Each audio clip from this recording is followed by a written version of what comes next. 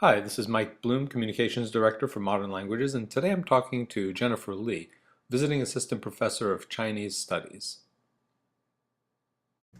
So you're new here, Yeah.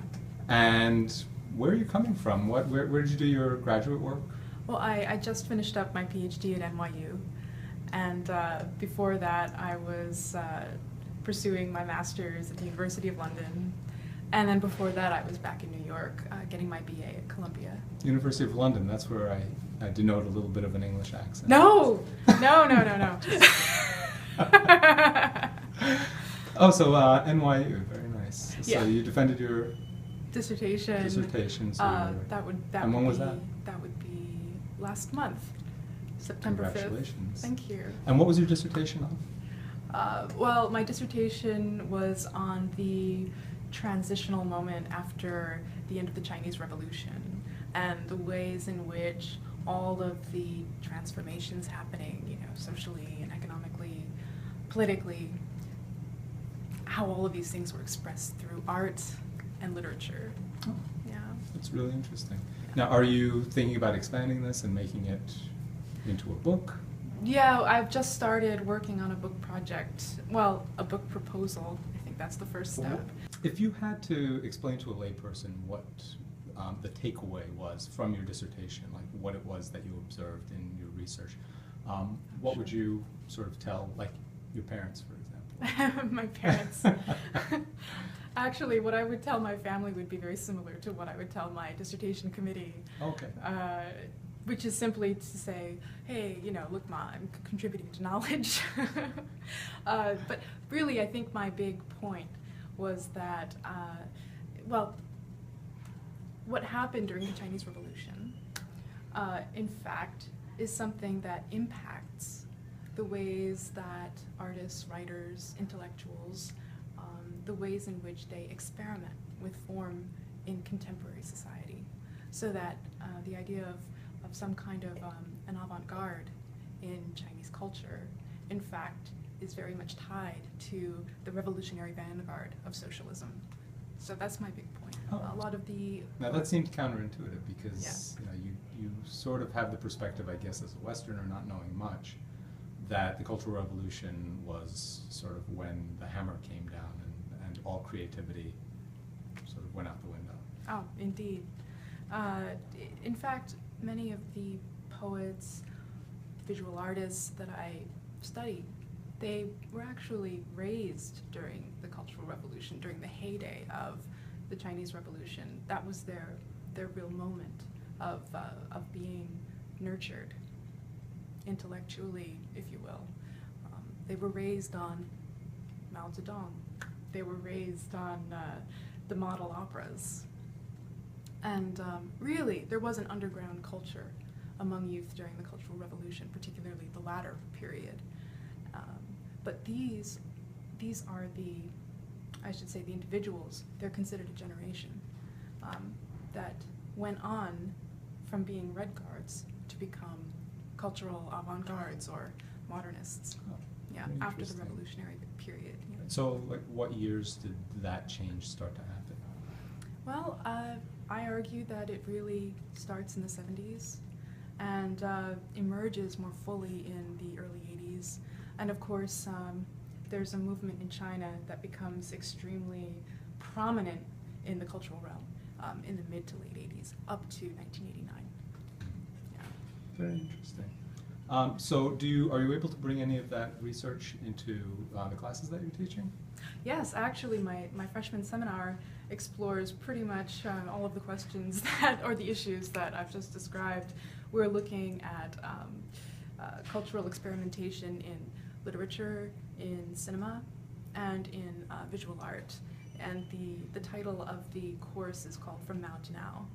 So, yeah, so from Mao to Now, we're looking at what happens in terms of cultural experimentation and the meaning of not only cultural revolution, but the avant-garde. Yeah.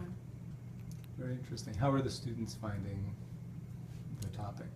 I think they're finding it challenging, but everybody's interested in Mao. So we really don't have, I don't think there's too much of a barrier to approaching this idea of, you know, what the Red Guards were doing in 1966, as well as what poets are doing in 1986. I think that they're definitely finding their way into the material, because the material is, while it may seem foreign, it is quite exciting.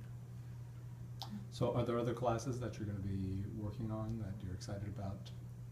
Oh, yes. Well, I'm also teaching the introduction to Chinese cinema, 2 sections, and so altogether about 50 students. And it's something that I was a bit nervous about at first, to tell you the truth. But we've just finished up our. We have a section of the syllabus devoted to socialist cinema, and I was afraid that because the films are so pedagogical, you know, they're so heavily politicized. Very didactic. Yeah. Oh, so didactic, and I knew that the students would have some trouble watching them. I have trouble watching them. So is it sort of But- like it is in the Soviet times, where there's like a socialist realism movement? Yes, yeah, there's actually a major socialist realist movement, but this is one of the things I had to explain. Mao Zedong calls it revolutionary realism and revolutionary romanticism. So the students, they struggled, I struggled, but I feel that we came out of it all the stronger. We've forged a bond. I actually think we've forged a bond, having gotten through about 3 weeks of socialist cinema. So if you had to choose one work of socialist cinema that you could share with the world and not be embarrassed about, and say this is something that sort of gives you the feeling for socialist cinema, but in a way that's watchable, is there anything out there that you could suggest? In a way that's watchable. Right. Is that a challenge? No, I think I would have to recommend. Well, I have two recommendations. One is called Woman Basketball Player Number 5. Catchy title. And the other, which is vastly different but was produced roughly around the same period of time, is called Early Spring in February. And both of these films have elicited an enormous amount of responses from my students. So I was extremely pleased to see that they had so much to say, essentially. So I think a broader audience would have a similar reaction. At least I hope so. I sort of have the same question for work of literature or a historical work that would help people understand better your topic of research. If you know, maybe something that you're teaching the students, maybe something else, something that somebody not specializing in Chinese studies would sort of understand what you're doing better, if you had to suggest a book for them. Oh, sure. Actually, I think that much of the poetry that I deal with in my own research, and which I'm incorporating into my classes as well, particularly my freshman seminar, and the literature class that I'm teaching next semester. I think that this genre of, it's not exactly a genre, but there's a certain type of literature that emerges after the Chinese Revolution. It's known as the misty poetry or Monglong poetry. It's called this not because it's so beautiful, but because it's considered so difficult. But ironically enough, many of the people who read it, particularly people who don't know Chinese poetry at all, if you read it in translation, I think you'll find that there's something very familiar about it. It's something that might remind you of Whitman, or perhaps someone like Lorca, or, you know, certain figures that belong to a typically Western canon of literary creation. But this is something that ultimately characterizes poetic movement in China after the revolution. And this is something I'm really looking forward to teaching. So could you name a couple of poets that we might want to? Certainly, yeah. Gu Cheng is one of the biggest figures, and is someone that I write about extensively. Another one would be Bei Dao. He's kind of like considered the father of modern Chinese poetry, post-revolution.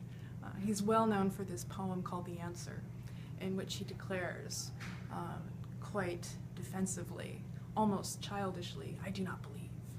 And the common interpretation of that is that he is declaring this against the certainties and the positivism of revolutionary thought.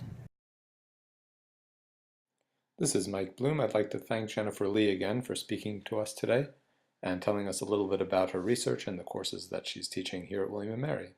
Thanks for watching.